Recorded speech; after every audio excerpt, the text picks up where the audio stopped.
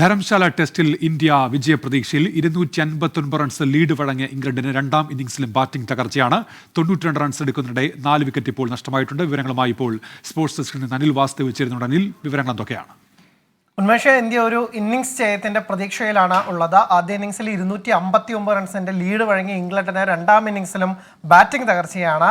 92 runs എടുക്കുന്നതിനിടെ ഇപ്പോൾ 4 wicket നഷ്ടമായിരിക്കുന്നു. അവരുടെ മുൻനിര ബാറ്റർമാരെല്ലാം തന്നെ കൂടാരം കയറി. ആകെ പ്രതീക്ഷ ഇനി ജോ റൂട്ടിലും ഒപ്പം തന്നെ ക്യാപ്റ്റൻ ബെൻ സ്റ്റോക്സിലുമാണ്. പക്ഷേ ബെൻ സ്റ്റോക്സിന് ഈ ടൂർണമെന്റിലുടനീളം വലിയ ഇന്നിംഗ്സുകളൊന്നും തന്നെ കളിക്കാൻ സാധിച്ചിട്ടില്ല. അതുകൊണ്ട് തന്നെ ഇന്ത്യക്ക് അടുത്ത സെഷനിൽ തന്നെ ഇംഗ്ലണ്ടിനെ ചുരുട്ടിക്കെട്ടാമെന്ന പ്രതീക്ഷയിൽ തന്നെയാണ് ഉള്ളത്.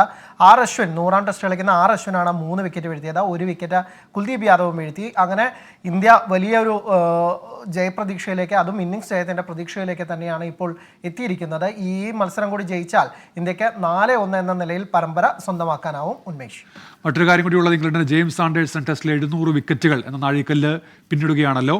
അതിന്റെ വിശദാംശങ്ങൾ കൂടി.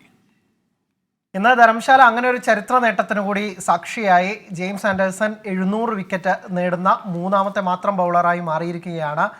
മുത്തയ്യ മുരളീധരൻ 800 വിക്കറ്റ് എടുത്തും 708 വിക്കറ്റ് എടുത്ത ഷെയ്ൻ വോൺ മാത്രമാണ് ആൻഡേഴ്സന്റെ മുന്നിലുള്ളത്. അതായത് ഈ ടെസ്റ്റിൽ 700 വിക്കറ്റ് എടുക്കുന്ന ആദ്യ പേസ് ബൗളർ എന്ന പ്രത്യേകത കൂടിയുണ്ട് ആൻഡേഴ്സന്റെ ഈ നേട്ടത്തിന്. 2003 ആൻഡേഴ്സൺ കളിക്കാൻ തുടങ്ങുന്നത്. അവിടെ നിന്നുള്ള 19-20 വർഷം നീണ്ട ഈ കരിയറിൽ 41ാമത്തെ വയസ്സിലെത്തി നിൽക്കുകയാണ് ആൻഡേഴ്സൺ. അതായത് ഇപ്പോൾ ഇന്റർനാഷണൽ ക്രിക്കറ്റ് കളിക്കുന്ന ഏറ്റവും പ്രായം കൂടിയ താരമാണ്.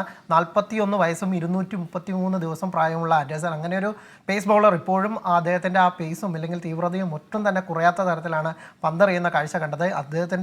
അതുകൊണ്ട് തന്നെ ഈ നേട്ടം ചെറുതല്ല. പ്രത്യേകിച്ച് അദ്ദേഹത്തിൻ്റെ ഇത്രയും വലിയ പ്രായത്തിൽ ആ പോരാട്ട വീരത്തിന് കൈയടിച്ചെത്തിയിരുന്നു. എന്തായാലും 700 വിക്കറ്റുകൾ എന്ന നാഴികക്കല്ലിട്ടിരിക്കുകയാണ്. അടുത്ത ടൂർണമെൻറ്റിൽ തന്നെ അദ്ദേഹം ഈ 708 വിക്കറ്റ് എന്ന ഷെയ്ൻ വോണിൻ്റെ റെക്കോർഡ് മറികടന്ന് ഒരുപക്ഷെ രണ്ടാമത് ഏറ്റവും കൂടുതൽ വിക്കറ്റ് എടുക്കുന്ന, ടെസ്റ്റിൽ വിക്കറ്റ് എടുക്കുന്ന രണ്ടാമത്തെ ബോളർ എന്ന നേട്ടത്തിലേക്കും ഒരുപക്ഷെ ഒരു കൊല്ലം കൂടി അല്ലെങ്കിൽ കുറച്ച് കാലം കൂടി അദ്ദേഹത്തിന് തുടരാൻ പറ്റുകയാണെങ്കിൽ മുത്തയ്യ മുരളീധരന്റെ റെക്കോർഡിന് പോലും വെല്ലുവിളി ഉയർത്താൻ സാധിക്കും. ഉന്മേഷ്, ശരി. അനിൽ വാസ്തവാണ് സ്പോർട്സ് ഡെസ്കിൽ നിന്നും വിവരങ്ങൾ നൽകിയത്.